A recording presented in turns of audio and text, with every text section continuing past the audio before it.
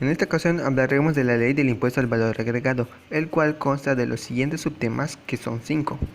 Primero, hablaremos de las disposiciones generales. De acuerdo al artículo 1 de la ley del impuesto al valor agregado, o sea, IVA, todas las personas, tanto físicas como morales, tienen la obligación a pagar el impuesto del IVA que está establecido ante la ley, los que realizan actividades como enajenar bienes, prestar servicios independientes, otorgan el uso o goce temporal de bienes e importen sus bienes y servicios. Este impuesto se calculará aplicando los valores que se señalan en esta ley, es decir, una tasa del 16% de acuerdo al bien o servicio. Pero para que este impuesto sea acreditable, se requiere de ciertos requisitos que nos dicta el artículo 5 de esta ley. Primero, que el impuesto corresponda estrictamente a un bien, servicio o uso o goce temporal de un bien, que este impuesto sea trasladado expresamente a algún contribuyente y que sea pagado a él mismo en el mes que se trate. Pero también se está obligado al pago cuando sea aplicable la tasa del 0% por una parte de las actividades del contribuyente. Enajenación de bienes. En el artículo 8 de la ley del IVA nos indica que la enajenación es el faltante de bienes o inventarios de las empresas y también con lo señalado en el Código Fiscal de la Federación. Y por otro lado, no se considera enajenación cuando la transmisión de la propiedad sea por caso de muerte, también como la donación, pero existen algunas excepciones que puede hacer la empresa.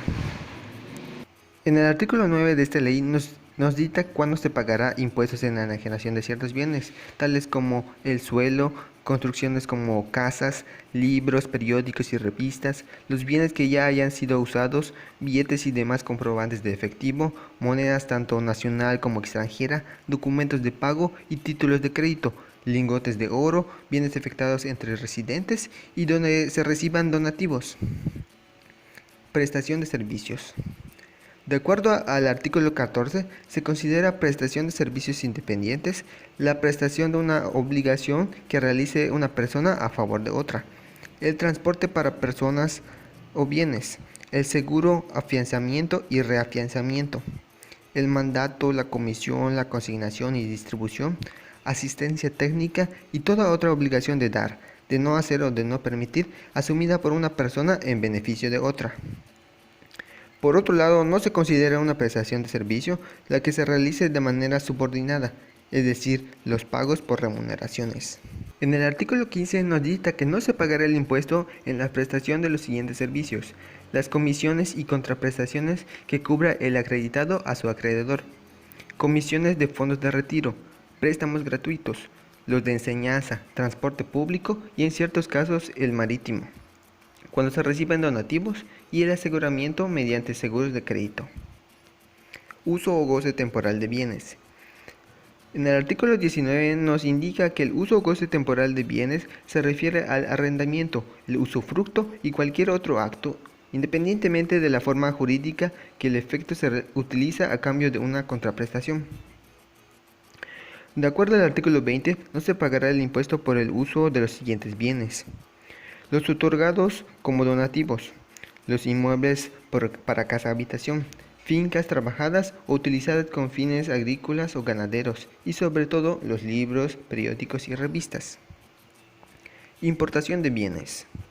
En el artículo 24 nos da a entender que se consideran bienes o servicios de importación en los siguientes casos: cuando se introduzcan al país, cuando se reciben por otras personas que no sean residentes del país, al igual que el uso o goce temporal de ellos, tanto tangibles como intangibles, y los dictados por el artículo 14 de esta ley. Por otro lado, no se pagará el impuesto en las siguientes importaciones: los que no lleguen a consumirse o sean temporales, los equipajes y manajes de casa, los bienes por enajenación y los de prestación de servicios, los donativos por el extranjero, obras de arte y valor cultural creados dentro y en el extranjero, el oro, algunos vehículos y sobre todo las importaciones definitivas de los bienes que tienen como destino regímenes aduaneros de importación temporal para la elaboración de transformación o reparación.